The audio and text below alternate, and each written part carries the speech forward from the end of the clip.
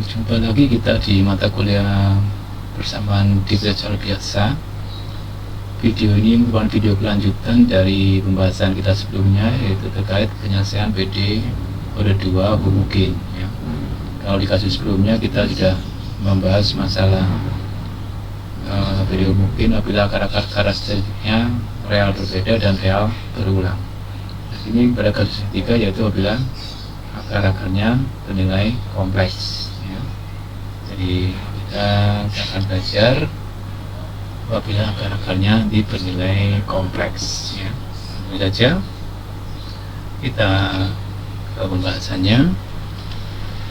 Jadi bentuknya kita kenal ya, AY double Lsen plus BY Lsen plus CY sama dengan 0, dimana ABC konstanta. Saya ingatkan kembali, ketika kita memisahkan E pangkat RT, maka kita punya persamaan karakteristik AR kuadrat plus BR plus C sama dengan 0. Yang pada prinsipnya adalah contohnya kita mengganti Y double Lsen dengan R kuadrat, Y Lsen dengan R, dan Y dengan 1. Tujuan kita mencari R-nya ya, R-nya maka pakai rumus rumus akar kuadrat ya, akar sama kuadrat ya. Jadi ini rumus ABC yang sudah dikenal. Nah, ketika tadi yang dalam akar ini atau diskriminannya kurang dari 0, maka kita dapatkan akar-akar kompleks ya, bentuknya misalkan lambda itu bagian realnya dan mu adalah bagian imajinernya. Di lambda plus I mu, R2 nya lambda min I mu ya, jadi beda aja yang plus dan minus saja. Nah, seperti pada kasus sebelumnya, maka bentuk penyelesaiannya Y1 dalam E pangkat RT ya kan, ini R-nya. Tapi sekarang R-nya kompleks, lambda plus I mu T, Y2 E pangkat R2T, jadi E pangkat lambda min I mu T. Permasalahannya adalah sekarang PD kita ini PD yang real, karena akar-akar itu koefisien real ya. Ada banyak kita fungsi real, jadi dapat diplot nanti ya. Kalau fungsinya kompleks, kita ngeplotnya di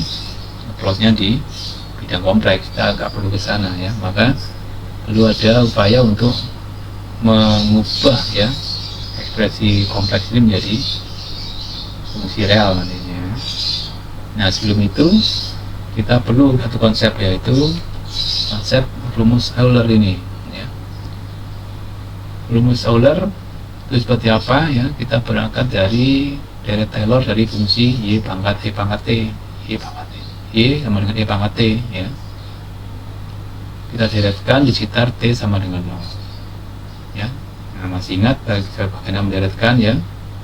Jadi diambil nilai E pangkat 0, kemudian diturunkan dari T, dikalikan dengan T min 0 ya kan. Kemudian diambil nilai untuk turunannya, untuk nilai T sama dengan 0 bagi dengan turun beberapa, yang pertama dari 1 faktorial, turun kedua 2 faktorial, dan seterusnya.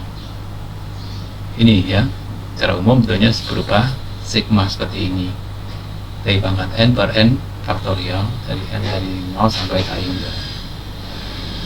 Nah, ini kalau E pangkat T. Nah, kalau T dikali dengan imajiner kali T atau IT, maka saya tinggal mengganti semua dalam ritme ini dengan IT ya, yang T ini jadi IT ya. Nah, istimewanya sekarang adalah I itu kalau pangkat genap jadi min 1, atau kalau pangkat 2 jadi min 1, kalau pangkat 4 jadi 1, dan seterusnya kan ya. Tapi kalau ganjil dia menyisakan 1 I ya, gitu. Maka kalau genap saya dapatkan tidak ada I nya, semua bilangan real koefisiennya ya, di min 1 pangkat N ini genap jadi 2N faktorial. Tapi yang ganjil saya pisahkan 2N plus 1, 2N plus 1 ya kan. Tadi kan kalau ganjil maka ada 1 I yang tersisa, maka I keluar dari sigma ini. Kalau dia pangkat 2 misalnya dia min 1 pangkat 2 jadi 1, min I pangkat 2 jadi min 1. Kalau pangkat 4 berarti apa? Min 1 pangkat 4 berarti 1 gitu. Ini ada perubahan plus minus minusnya. Untuk plus minus seperti yang cos juga ini juga sama ya, di sini juga plus minus juga. Yang pertama ini tidak adalah deret Taylor dari fungsi cos T di sekitar titik 0 ya. Sedangkan yang kedua, ini sigma kedua adalah deret Taylor dari fungsi sinus T di sekitar titik sama dengan 0. Jadi E pangkat IT dapat saya nyatakan dari cos T plus I kali sin T. Nah ini rumus Euler ini ya. Nah inilah kita gunakan nanti untuk mengganti, jadi kan ada bentuk E pangkat I mu T ya. Nah, kita hapus I mu T, kalau E pangkat lambdanya itu kan kontra real, jadi nggak masalah ya. Plus minus I mu T, maka dapat saya ganti dari cos, ada mu nya ini kan satu, berarti kan 1 T ya. Kalau I kali mu kali T, maka cos mu T tambah atau plus minus I sin mu T. Ini kita ganti ya. Oke. Nah, sehingga Y1 yang banyak E pangkat R1 tadi, kalau saya berikan jadi E lambda kali E pangkat I mu T kan, ini plus ya. Sehingga yang dalam E mu T saya ganti dengan cos mu T plus I sin mu T. Berikutnya yang di dua sama kan minus, jadi E pangkat min I mu T, maka cos mu T min I sinus mu T ya.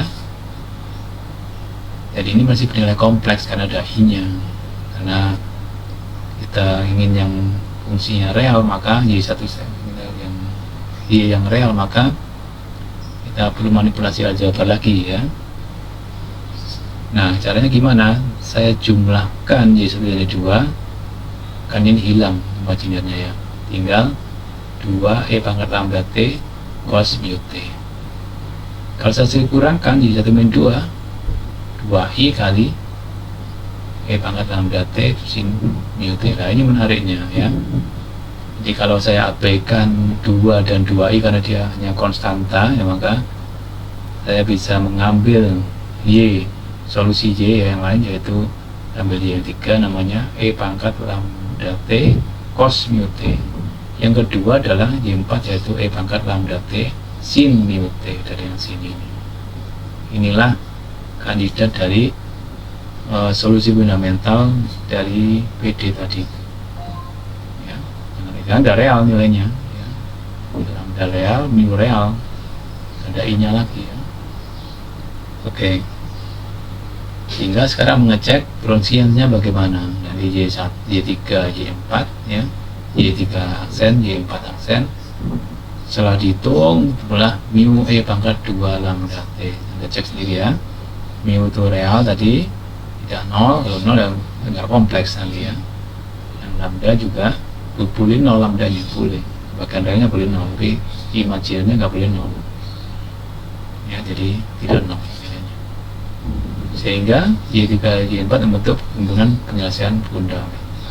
Maka kalau Anda punya video mungkin yang akar-akar kerja kompleks, maka tinggal menyusun penyelesaian umumnya adalah J1 E pangkat lambda T cos mu T plus J2 E pangkat lambda T sin mu T. Selesai ya. Jadi kalau ngomong lupa benar-benar lupa ya, mau nggak mau nurunkan seperti ini tadi, pakai Euler tadi itu. Kalau enggak ya udah gunakan ini nanti seperti yang saya jelaskan di contoh 1 ini ya. Ini ya, jadi kita minta untuk menyelesaikan kelas PD mungkin ada 2 ya, ikut ya. Jadi persamaan karakternya ya, jadi kan ketahui hanya 1, B nya 1, C nya 1, maka D sama dengan 1 kuadrat min 4 kali 1 kali dengan min 3 kurang dari 0 ya. Jadi persamaan karakteristiknya imajiner ini satu dong, dari akar-akarnya kompleks nanti kan karakteristiknya, kita mencari akar-akarnya. Jadi Y kuadrat tidak berasnya di R kuadrat, Y aksen di R, Y nya di 1. Oke. Jadi akar-akarnya sekarang min B dari min 1 plus minus akar min 3 ya kan, per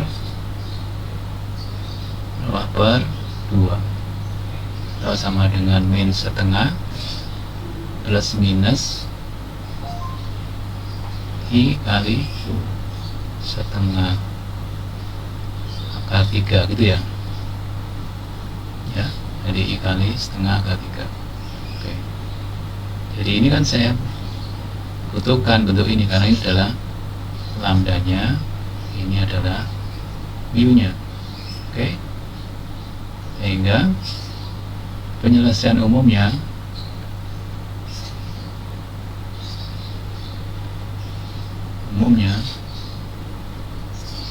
sama dengan Y sama dengan C1. Tadi apa? E lambdanya adalah min setengah, ya kan?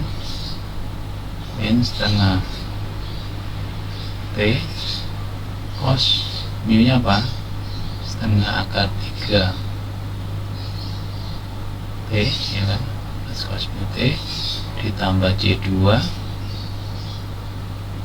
E pangkat min setengah T sin, ya, setengah akar 3 T. Ya, ini mudah kan? Nah, kalau diberikan nilai awal ya kira-kira, kalau nilai awal kita, soalnya saya berikan nilai awal ya. Nilai awal kira-kira solusinya seperti ini ya. Nah, ini E pangkat T per 2 cos akar 3 per 2 T ya. Itu ini kira-kira begini. Nilai awalnya Y0 sama dengan 1 dan Y aksen 0 saya nggak tahu berapa ini. Kira-kira begitu kalau diberikan nilai awal ya. Gitu. Nggak mudah ya. Baik, untuk lebih jelasnya saya berikan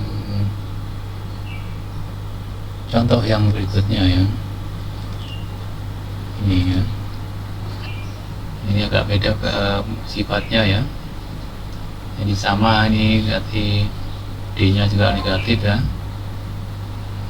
Jadi A-nya 1, B-nya ya segini ya. Kalau ini kan C-nya 4 ya. Sehingga D-nya sama dengan min 4 kali 4 dengan min 16 kurang dari 0. Sehingga persamaan karakteristiknya